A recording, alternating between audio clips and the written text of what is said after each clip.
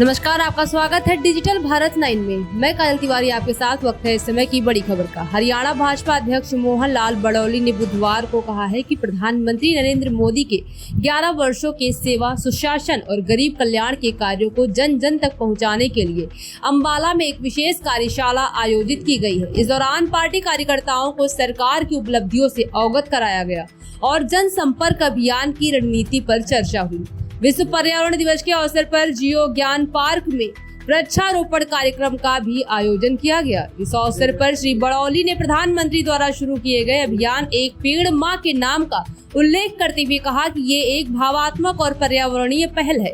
उन्होंने आमजन से अपील की है कि वे अपने जीवन में कम से कम एक पेड़ अपनी मां के नाम अवश्य लगाएं और पर्यावरण संरक्षण में अपना योगदान दें। आइए आपको सुनाते हैं इसके साथ उन्होंने और क्या कुछ कहा है। इसको और देश के प्रधानमंत्री नरेंद्र मोदी जी की जो सेवा, सुशासन और गरीब कल्याण की संकल्प से सिद्धि तक की 11 वर्षों की जो सरकार, उन सब की उपलब्धियों को लेके आज एक कार्यशाला का आयोजन यहाँ पर हुआ है।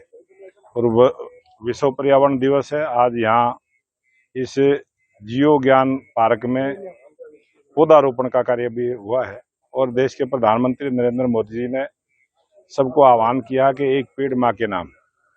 जिस प्रकार से माँ की ममता सबको मिलती है, उसी प्रकार से पेड़ की छाया उसी ममता का काम करती है।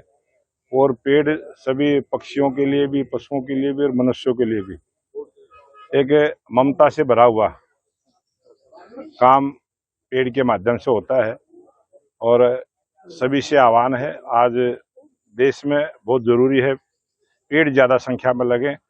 और देश के प्रधानमंत्री नरेंद्र मोदी जी ने अनेक अभियान इसी प्रकार से पूरे 11 वर्षों में चलाए, चाहे स्वच्छता का अभियान हो, चाहे बेटी बचाओ बेटी पढ़ाओ का हो।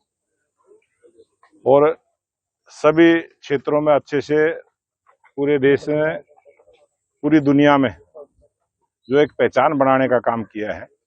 आज पूरे विश्व में भारत जिस सम्मान की दृष्टि से भारत को देखा जाता है, देश के 140 करोड़ लोगों को जो सम्मान पूरी दुनिया में मिलता है, ये देश के प्रधानमंत्री नरेंद्र मोदी जी की त्याग, तपस्या और उनका परिश्रम।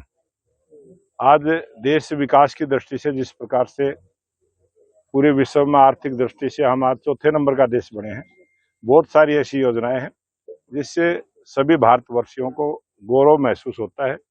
और अभी जो हाल में ही ऑपरेशन सिंदूर, जो आतंकवाद को खत्म करने के लिए जो लड़ाई पाकिस्तान की भूमि पर पनप रहे आतंकवाद को खत्म करने के लिए अपने देश की जमीन से ही दूसरे देश की भूमि पर ट्रेनिंग लेने के कैंप हो, चाहे वो अपना प्रशिक्षण लेने का उनका स्थान हो, उन सबको 9 ठिकानों को ध्वस्त करने का काम किया। 100 से ज्यादा आतंकवादियों को मौत के घाट उतारने का काम किया।